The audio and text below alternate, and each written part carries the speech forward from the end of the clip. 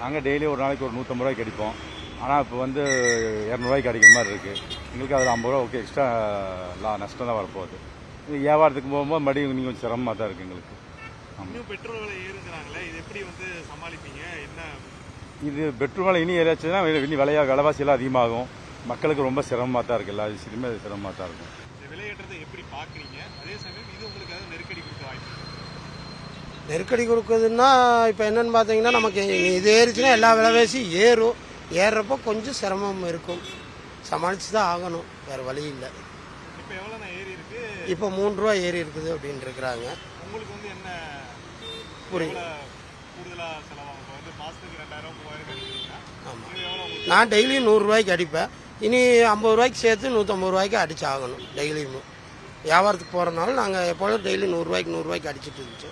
இது விலை ஏறினால இன்னொரு 50 ரூபாய்க்கு சேர்த்து அடிக்க வேண்டிய நிலமை வரும்.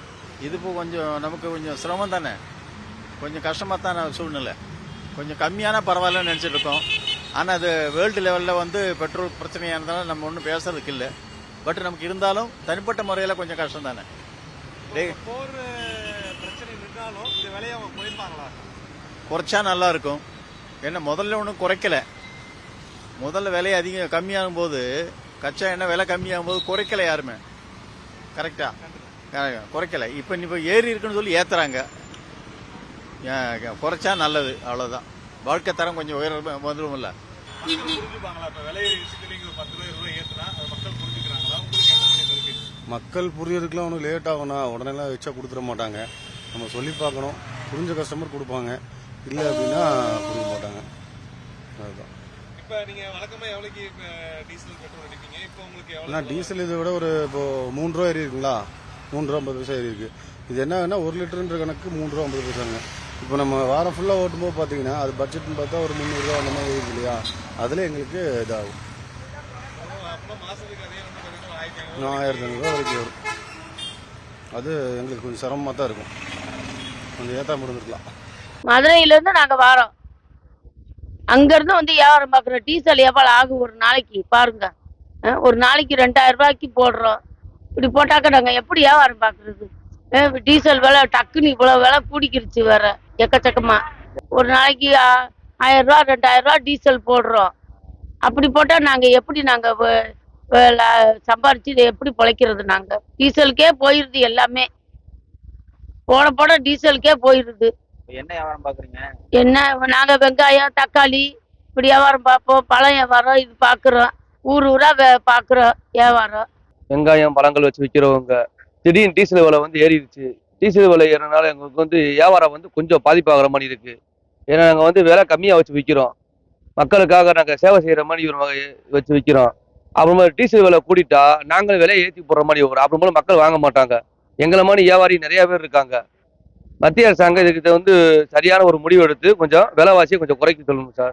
குறைச்சா நம்ம எங்களை மாதிரி மக்கள் எல்லா பேருமே பூரா வெளியூருக்காரங்க. வியாபாரம்ன்றாலே எல்லா பேரும் வெளியூர் தான், அனைத்து பேருமே. அப்புறம் போல ஒரு டீசல் வந்து இன்னைக்கு 1000 ரூபா போடுற இடத்துல 1000 ரூபா போட்டா, ஒரு நாளைக்கு 1000 ரூபா போட்டால் எங்களுக்கு தான் நட்டம். அது வந்து கொஞ்சம் மத்திய அரசாங்கம் டீசலுக்கு வந்து ஒரு நடவடிக்கை எடுத்து கொஞ்சம் குறைக்க சொல்லணும் சார். இப்போ நைட்டு 12 மணிக்கு ரேட் ஏற்றிட்டாங்க. இப்போ மார்னிங் டியூட்டிக்கு நான் 7 மணிக்கு வந்து ஜாயின் பண்ணலானே. சரிண்ணே.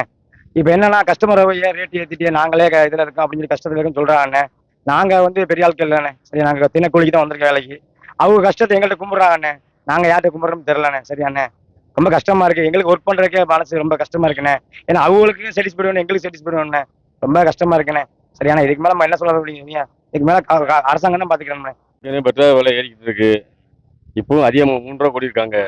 நாங்கள் எப்படி பிழைப்பு நடத்துறது? இந்த மாதிரி விலைவாசி வேறு இந்த டாஸ்மாக் பண்ணுறோம், இன்னும் விலை ஏறிக்கிட்டு இருந்தால் நம்ம மக்கள் எப்படி பாமரக்குள்ளே உழைக்கிறதுன்னு தெரியல. ஆனால் இது நல்லா இல்லை, பார்த்து செய்யுங்க சார். நான் 7 சேலை ஆகுது சார். நான் 7 சேலை ஆக்குறேன் கூலிக்கு. இதனால ஒரு நாளைக்கு 100 ரூபா செலவாகுது, எக்ஸ்ட்ரா ஆகுது சார் செலவு. ஆமாம், ஒரு நாள் எக்ஸ்ட்ரா 100 ரூபா செலவாகுது. ரொம்ப கஷ்டமாகவும் இருக்குது. இதை ஆட்சியாளர் தான் சரியாக கவனிக்கணும். அதாவது மக்களுக்கு நல்லது செய்யுங்க. இன்னும் வந்து பெட்ரோல் விலை டீசல் விலை கூடியிருக்கு. அதனால் பொழப்பில் ரொம்ப கஷ்டமாக இருக்குது. ஏற்கனவே டீ காஃபி விலை 20 30 ஏறி இருக்குது. அத்தியாவசிய பொருள் விலையெல்லாம் ஏறி இருக்குது. ஆட்டோ வாடகை கூட்ட தவிர வேறு வழி இல்லை. பஸ் வேறு ஃப்ரீயாக விட்டுட்டாங்க. அதனால் ரொம்ப தொழில் மோசமாக இருக்குது. அதனால் பெட்ரோல் விலை கூட்டினதை நாங்கள் தடவை கண்டிக்கிறோம் ஆட்டோ டிரைவர் சார்ல. இதனால எவ்வளோ சிரமப்படி ஏற்கனவே ஒரு நாளைக்கு எவ்வளோ போடுவீங்க அந்த அளவுக்கு ஆட்டோ ஓடுதா? அந்த முன்னாடி மாதிரிலாம் ஓட்டம் இல்லை. பஸ் வர ஃப்ரீயாக விட்டுட்டாங்க. எல்லா டூ வீலரு கார் வச்சுருக்காங்க. முன்னாடி மாதிரி ஓட்டம் கிடையாது. ஏதோ சும்மா ஒரு 300-400 அன்னன்னைக்கு செலவு தான் ஓடிக்கிட்டு இருக்கு. ஆட்டோ தொழில் ரொம்ப நலிவடைஞ்சிக்கிட்டு இருக்கு. அதனால அரசாங்கம் தான் பார்த்து ஏதாவது நடவடிக்கை. இந்த ஆந்திராவில எல்லாம் மாதம் 10,000 கொடுக்குறாங்க. அதே மாதிரி கொடுத்தா நல்லா இருக்கும். ஏன்னா இப்போ ஏற்கனவே டவுன் பஸ்ஸில் ஃப்ரீயாக போய்கிட்டு இருக்காங்க. இது எல்லா பஸ்லையும் ஃப்ரீங்கிறாங்க. அப்படிங்கிற போது ஆட்டோ தொழிலும் இதாகும், வேன் தொழில் இதாகும், பிரைவேட் பஸ்ஸுக்கும் நஷ்டமாகும். அதனால கவர்மெண்ட் இதை அனுசரித்து ஏதாவது நடவடிக்கை எடுக்கும். இன்னைக்கு கூட்டிட்டாங்களே அதனால எவ்வளோ சிரமப்படுவீங்க? ஏற்கனவே நம்ம இன்னும் இல்லாத 60 ரூபா வாங்கிட்டு இருக்கோம். அது கூட்டிங்கன்னா 80 ரூபா 100 ரூபா வாங்க வேண்டியிருக்கும். அதனால கவர்மெண்ட்டுக்கு அனுசரித்து தான் போகணும். டீ இப்போ 12 ரூபா வச்சுக்கிறது இப்போ 15 ரூபா ஆயிடுச்சு. காப்பி 15 ரூபா வந்து 20 ரூபா ஆயிடுச்சு. புரோட்டா 15 ரூபாய்க்கு 20 ரூபா ஆயிடுச்சு. எல்லாமே ரேட்டு கூடிருச்சு. அதனால் நாங்கள் எங்களுக்கு கூட்டுறத தவிர வேறு வழி இல்லை. காலையில் ஏற்பட்ட மிகப்பெரிய சேஞ்ச் இது. பார்த்தோன்னே எங்களுக்கே ரொம்ப ஷாக்காக தான் இருந்தது. 3 ரூபா திடீர்னு இன்க்ரீஸ் பண்ணியிருக்காங்க. கிட்டத்தட்ட ஒரு எலெக்ஷனுக்கு முன்னாடி வரைக்கும் 1 இயராக எந்த ஒரு இன்க்ரீஸும் பண்ணல. திடீர்னு ஏற்றது எங்களுக்கே ரொம்ப கஷ்டமாக இருக்குது. அதுவும் எல்லா அடிப்படை பொருளோட விலையும் ஏறும். ஸோ இது தொடர்ந்து மக்கள் இதனால் பாதிக்கப்படுவாங்க. ரொம்ப கஷ்டமாக தான் இருக்குது. டெய்லி போட்டுட்ருக்க ஒரு ரேட்டு 100 and something தான் இருந்தது. திடீர்னு 3 ரூபா இன்க்ரீஸ் ஆகும்போது நான் 5 லிட்டர் போடுறேன் அப்படின்னா அதுக்கு அப்படியே எல்லாமே 15 rupees கிட்ட இன்க்ரீஸ் ஆகும். ஸோ எல்லாமே கஷ்டம் தான் சார். ரொம்ப கஷ்டமாக தான் இருக்குது. இந்த விலையேற்றத்தை வாபஸ் வாங்கணும் அவங்க திரும்ப. ஏன்னா இது எல்லாருக்கும் பாதிப்பு. அடுத்து வெஜிடபிள் ஏறும், அடுத்தது எல்லாமே ஏறும். இதில் அவங்க எல்லாம் என்ன சொல்லுவாங்க, பெட்ரோல் மூலமாக தான் சார் எல்லாமே வருது அப்படின்வாங்க. எல்லாமே விலையேற்றமாக தான் இருக்கும். இதுக்கு ஏதாவது வாபஸ் வாங்கணும் சார். ஏற்றிட்டு இருக்காங்களே விலைவாசி ரொம்ப எல்லாமே. இப்போ இதனால அடிப்படையான எல்லாம் இப்போ ஏற ஆரம்பிச்சிடும். இனிமேல் வந்து போக்குவரத்துகள் வாகனங்கள் எல்லாமே ஏற ஆரம்பிச்சிடும். இதனால் தமிழக அதாவது டெய்லி அன்றாடம் கூலி வேலை செய்கிறவங்களுக்கு ரொம்ப கஷ்டம். இது வேறு ஒன்றும் இல்லை, அவ்வளோதான். இந்த 3 ரூபான்றது எங்களுக்கெலாம் ரொம்ப அதிகம் தான். என்ன பண்ணுறது, இது வந்து ஸ்டேட் கவர்மெண்ட் ஒன்றும் பண்ண முடியாது, சென்ட்ரல் கவர்மெண்ட் தான். இதில் தங்க வாங்கக்கூடாது அது இதுன்னு உடனே இப்படி சொன்னால் எல்லாம் திடீர்னு பண்ணால் நாங்கள் என்ன பண்ணுவோம்? எங்களுக்கு ஒரு இந்த இதை வச்சு தான் என்னோடய பட்ஜெட், இதை வச்சு தான் இந்த மந்த் ஓட முடியும்னு இருக்குது. இதில் திடீர்னு இவ்வளோ இன்க்ரீஸ் வந்தால் நாங்கள் எப்படி டெய்லி ஆக்டிவிட்டீஸே பண்ண முடியும்? இது சென்ட்ரல் கவர்மெண்ட் இதெல்லாம் முன்னாடியே அவங்க இது பண்ணியிருக்கோம். இது போர் வந்து எவ்வளோ நாளாகுது, இதை பற்றி அவங்க முன்னாடியே அவங்க யோசிச்சு இதுக்கெல்லாம் ஷெடியூல் பண்ணுவோம். திடீர்னு இந்த மாதிரி தான் நாங்கள் என்ன பண்ண முடியும்? ஆமாம், என்ன பண்ண போகிறோன்னு தெரில. ஆல்ரெடி எல்லாரும் ரொம்ப கஷ்டப்பட்டு தான் இருக்கிறோம். நான் சிங்கிள் பேரண்ட். இன்னும் கேட்டேன் எவ்வளோ இந்த மாதிரி ஒரு இன்க்ரீஸ் வந்துகிட்டே இருக்கும் போது எப்படி எங்களோட சேலரிலாம் இன்க்ரீஸ் ஆகாது? நாங்கள் என்ன பண்ண போகிறோம்? பசங்களை படிக்க வைக்கணும். ரொம்ப கஷ்டமாக தான் இருக்குது. திடீர்னு நீங்கள் பெட்ரோல் பங்க் வரும்போது திடீர்னு ஒரு விலை 3 ரூபாய் இன்க்ரீஸ் ஆயிருக்கு. நீங்கள் அந்த டைமில் உங்கள் மனநிலை எப்படி இருந்துச்சு? கஷ்டமாக தான் இருக்குது. இந்த வாரம் இது எப்படி சால்வ் ஆகும்? இனிமேல் இந்த மந்த் பட்ஜெட்டில் எப்படி இதாகும் அப்படிலாம் இருக்குது. என்ன பண்ண பெட்ரோல் பம்ப் வந்தான்னா இப்போ பார்த்தோன்னா திடீர்னு சொல்கிறாங்க ரேட் ஏற்றிருக்காங்க 2 ரூபா whatever 3 rupees 2 rupees 83 paise.